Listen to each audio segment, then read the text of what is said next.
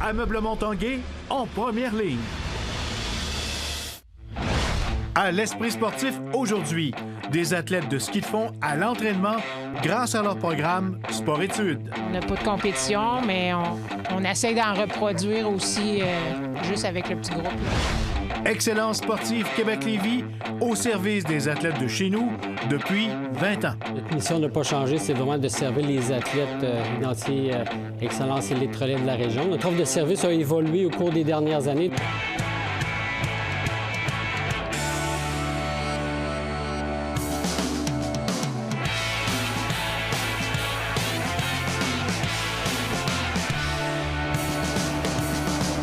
À tous un bon mardi, bienvenue à l'Esprit sportif. On parle aujourd'hui d'abord de ski de fond, sport de plus en plus populaire, surtout en temps de pandémie. On sait que seuls les jeunes faisant partie d'un programme sport-études peuvent s'entraîner à temps plein dans leur sport. Et cette semaine, Jonathan Fournier s'est rendu au Sentier du Moulin.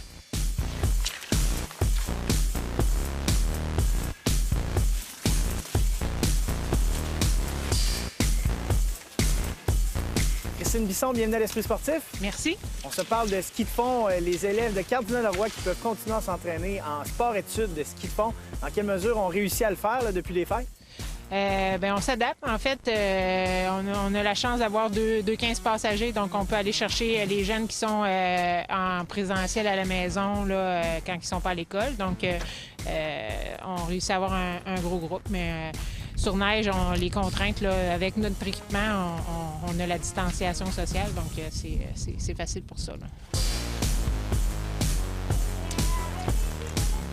On est chanceux, vu qu'on est en sport-études, on a encore le droit de s'entraîner avec des gens autour de nous. Fait que c'est sûr qu'on est vraiment avantagé pour la motivation pour ça. Donc, ça va relativement bien. Vous faites du one skate également dans la partie qui descend à l'autre côté. De s'entraîner en équipe, ça permet de conserver une bonne motivation? Je crois que oui. Puis, c'est sûr que les entraîneurs avec qui je travaille, on a essayé aussi d'avoir un environnement stimulant pour eux autres. Là.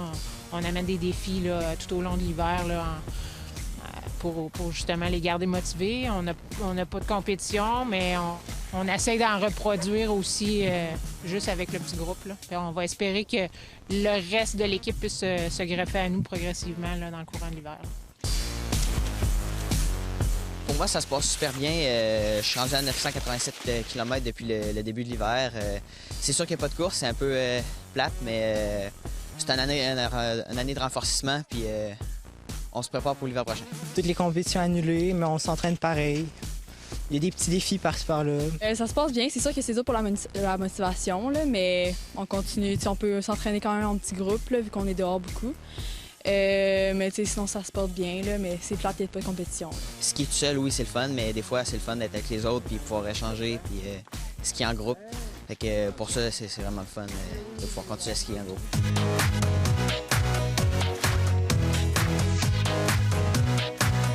Qu'est-ce qui attire les jeunes secondaires en ski de fond? Est-ce que le sport a eu bonne presse, entre autres à Québec, là, dans les dernières années? Je serais portée à dire que oui, puis je vous dirais que le sport est en santé. C'est quand même un sport accessible pour tout le monde. Les skis se sont beaucoup améliorés maintenant.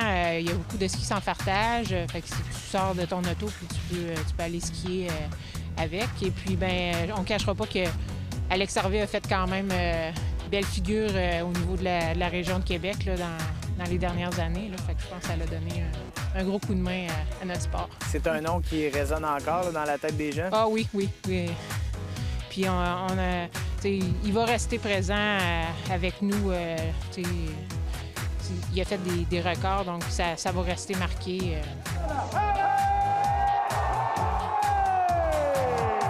On vient ici au Sentier du Moulin 4 fois par semaine. Comment c'est de s'entraîner ici? Les installations, ça ressemble à quoi? C'est merveilleux. On est très bien accueillis par l'équipe des Sentiers du Moulin.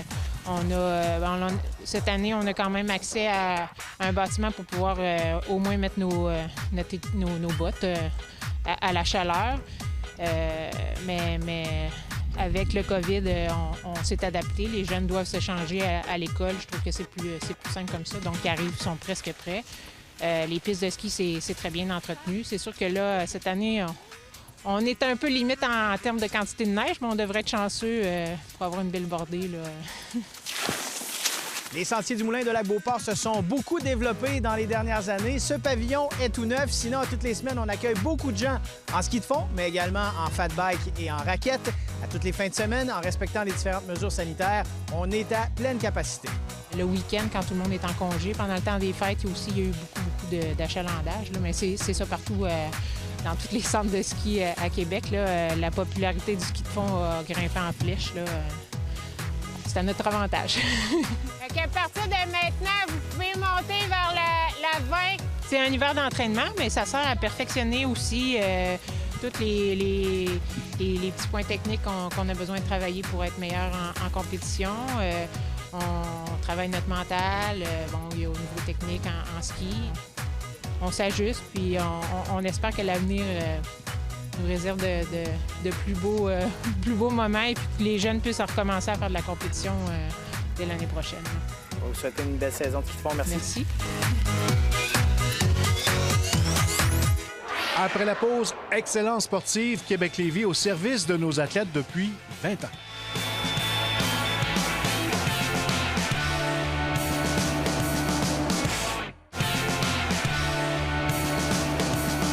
Depuis plus de 20 ans, Excellence sportive Québec-Lévis offre des services à nos athlètes de la grande région de Québec, des services de haut niveau médico-sportif et sciences du sport. Et en temps de pandémie, les services de cet organisme sont de plus en plus précieux et pertinents.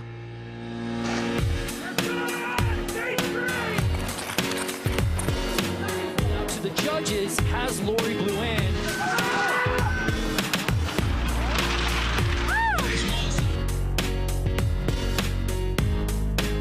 Comme Desrochers, bienvenue à l'Esprit sportif. Parlons d'abord d'Excellence sportive Québec-Lévis qui fêtait ses 20 ans en novembre dernier. Qu'est-ce que c'est comme organisme, si on veut rappeler ça aux gens? Bien, c'est donc en septembre dernier, on a célébré notre 20e anniversaire. Donc, ça fait déjà 20 ans qu'on existe. C'est sûr que notre mission n'a pas changé. C'est vraiment de servir les athlètes identifiés Excellence Élite Relève de la région. Notre offre de service a évolué au cours des dernières années. Donc, depuis 2008, c'est vraiment une offre de service qui est axée sur les sciences du sport et médico-sportifs. Donc, on maintient ces services-là depuis déjà plus de 20 ans. Directement, c'est aux alentours de 350 athlètes qui reçoivent des services individuels, des services directs. Des services indirects, on parle des athlètes espoirs qui font partie des programmes sport-études de la région. Donc, on peut aller chercher avec les 5 programmes sport-études au-delà de 1000 athlètes espoirs, les athlètes de la prochaine génération. Ça évolue beaucoup, l'Excellence sportive Québec-Lévis. Les services qu'on offre, nos athlètes sont bien encadrés. Bien, notre offre de services a évolué, donc parce qu'on a des experts également qui s'assurent d'être à l'affût de qu'est-ce qui se passe au niveau international. Donc, on travaille beaucoup aussi en collaboration avec l'Institut national du sport du Québec, le réseau des centres régionaux d'entraînement du multisport. Donc, il y a beaucoup de partage d'informations pour vraiment être à l'affût de tout ce qui s'appelle sciences du sport médico-sportif, d'être à jour au niveau international. Au cours des derniers mois, ça a été difficile pour le monde du sport amateur, pour les athlètes d'élite, leurs entraîneurs. Vous l'avez senti, évidemment. Vous avez dû également faire des programmes spéciaux pour rejoindre et parler à ces athlètes-là, à ces entraîneurs-là.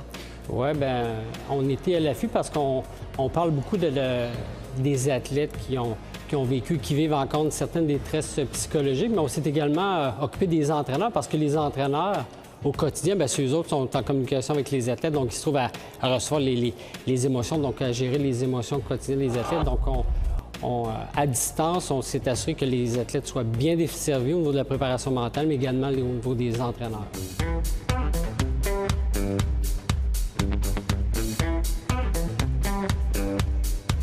Là, présentement, il y a les athlètes identifiés Excellence, donc les athlètes en préparation pour les Jeux olympiques de Tokyo et Beijing qui ont reçu une dérogation qui peuvent continuer à s'entraîner, entre autres ici au PEF, soit en salle d'entraînement, en piscine, sur la piste d'athlétisme. Mais pour ce qui est des athlètes élite relève, on continue à offrir des services, mais c'est à distance. Puis à un moment donné, les séances de préparation physique sur Zoom, etc., ça fait comme un temps.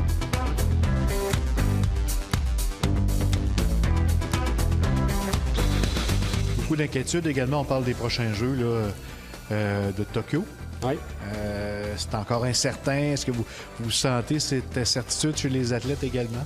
On la sent. Moi, personnellement, je fais partie également de l'équipe du Comité olympique canadien. Donc, nous, on maintient nos séances de travail pour vraiment s'assurer que les athlètes qui vont se présenter à Tokyo soient dans des conditions d'entraînement optimales, aussi des conditions sanitaires optimales. Donc, présentement, toute l'équipe du Comité olympique canadien travaille vraiment pour offrir l'environnement le plus sécuritaire à nos athlètes quand ils vont se préparer pour Tokyo. On parle de Tokyo, mais également on parlait des sports d'hiver tantôt. Beijing est à nos portes. Beijing débute le 4 février 2022, donc c'est dans un petit peu plus qu'un an. Donc on est presque à la porte des Jeux d'hiver également.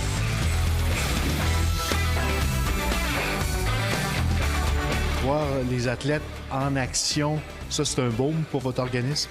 Oui, donc on est vraiment très fiers de nos athlètes. Puis moi, en fin de semaine, je suivais ça, puis je pense que ça m'aurait pris 3 écrans pour suivre tout le monde en même temps, samedi, dimanche matin. Donc c'est vraiment motivant de suivre nos athlètes de la région. On espère, en tout cas, on présume avoir un impact sur ces performances-là. Puis je prends l'exemple de Laurent Dubreuil, qui a patiné beaucoup cette année, de réaliser des performances, des podiums en Coupe du monde. Donc c'est sûr et certain que tout le travail que Laurent a fait en salle avec Jonathan, c'est sûr qu'en quelque part, il doit avoir un certain impact. Donc, on est fiers de faire partie des résultats de nos athlètes. Qu'est-ce qu'on a besoin encore de plus pour aider les athlètes?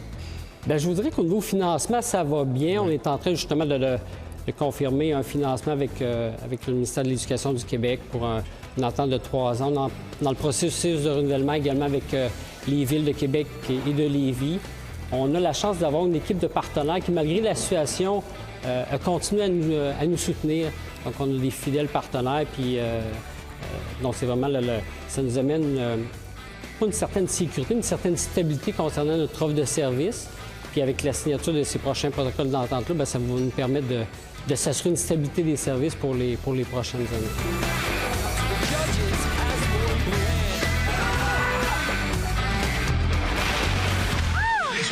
Voilà qui complète l'esprit sportif pour aujourd'hui. On se donne rendez-vous demain. Bye tout le monde.